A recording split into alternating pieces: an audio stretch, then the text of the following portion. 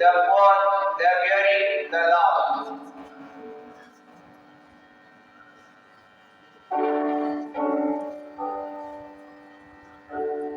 He had stood tall, raised his hand, and begun to speak. Blessed are the poor in spirit, for theirs is the kingdom of heaven. Blessed are those who mourn, for they shall be comforted. Blessed are the meek, for they shall inherit the earth. The people had stood silent, but their hearts were being healed.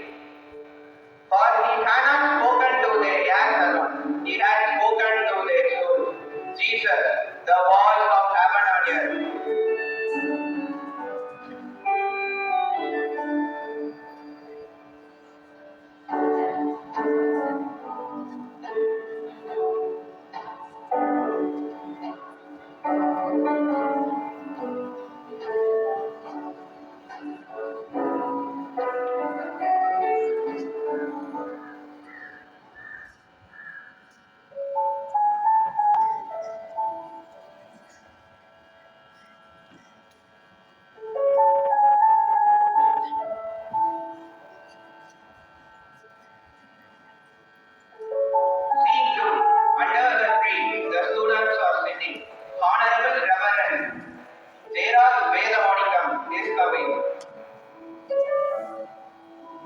A man had been walking a dusty road with the bag on his shoulder. He had entered a small classroom, silent but ready. He had sat at the desk. One student had entered, asking a question. Another had joined, then more. He had been teaching not only answers, but a nation. Suddenly, there had been a fight. Two students had been shouting. The man had stepped in. He had not scolded. He had separated them, placed his arms on their shoulders. He had pointed upward, then to their hearts. Through action, he had said, love, not hate, peace, not pride. The class had come. They had smiled again. What had begun as chaos had become a circle of learning. This had not just been a classroom. It had been the beginning of a calling. And that man had been our founder, Honorable Reverend J.R. Vedamanikam.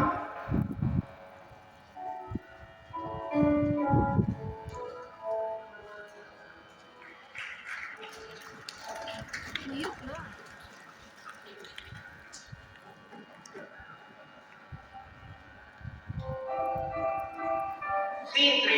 The Well of Praise. In the heat of the day, a woman had been approaching the well, carrying her pot. Two men had passed by to drink water. She had asked, grown nervous, and had quietly backed away.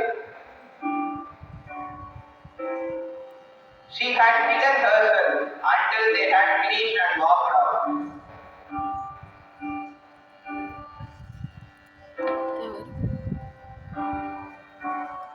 She had returned to the well. Then Jesus had arrived with his disciples. She had panicked and had prepared to run, but Jesus had gently raised his hand and had said, don't run, just give me water to drink. She had looked around in his way. No judgment had been in his eyes, no distance in his words. He had spoken calmly with grace. He had drunk the water she had offered and had given her something greater in return. In that moment, Jesus had established peace and equality, openly and justly.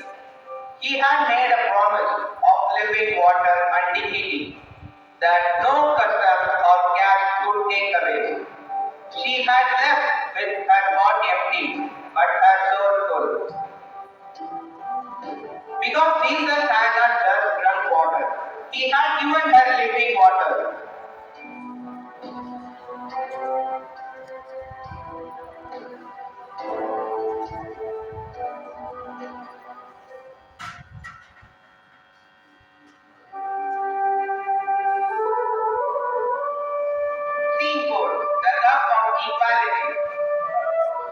It had been a normal day at the village tea shop.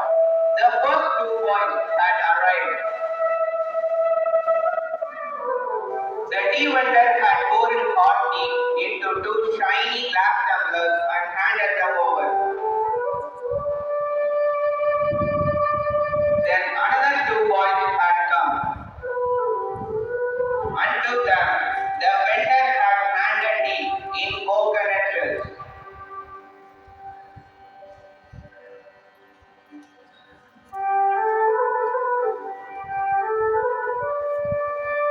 Just then, a man had arrived. He had seen the whole scene. He had watched the inequality and something had stirred deep within him. He had walked to the vendor and had asked him firmly, "Why is the difference?" He had then turned to the two boys holding the coconut shells and had called them closer. He had taken one of the shells and had smashed it to the ground. Then he had raised his hand and had asked the vendor for two more glass tumblers. The vendor hesitating had obeyed. The man had taken the glasses and given them to the boys. They had sat down together and had drunk their tea with equal dignity. In the small act, he had crushed gas and raised justice. That man had been our founder, Honorable Reverend Bodinayakanur.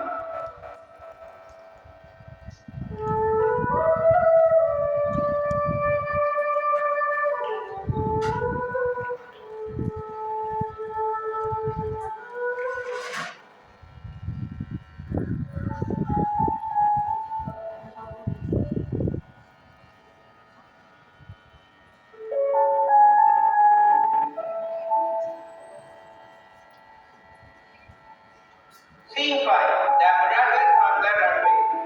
A dusty road had become the path of miracles. First, a blind man had been walking slowly, tapping the ground, searching for hope. He had kneeled before Jesus. Jesus had placed his hand on the man's side, had prayed with authority, and the man had opened his eyes. He had seen the world for the first time. Next, a lame man had been dragging himself, his legs lifeless. Jesus had seen him, bent low, and had prayed with compassion. The man had stood, trembling, and had taken his first step.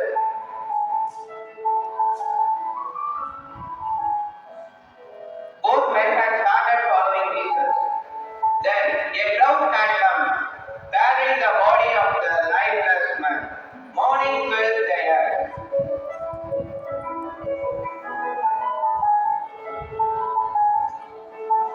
Jesus had stepped forward. He had touched the body and had lifted a prayer. The man had risen. Life had returned. The people had dropped to their knees. All had followed him. Because Jesus had not just healed bodies, he had restored life and raised followers.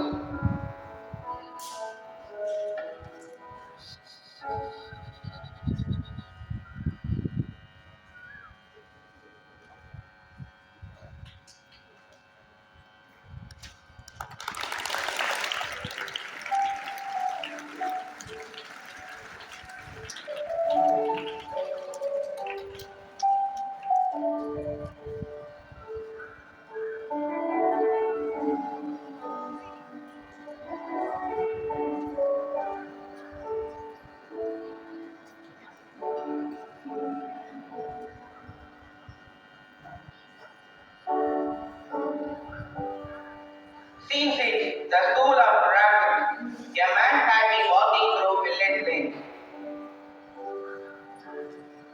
He had met a cobbler and his son. He had smiled and offered the child a school bag.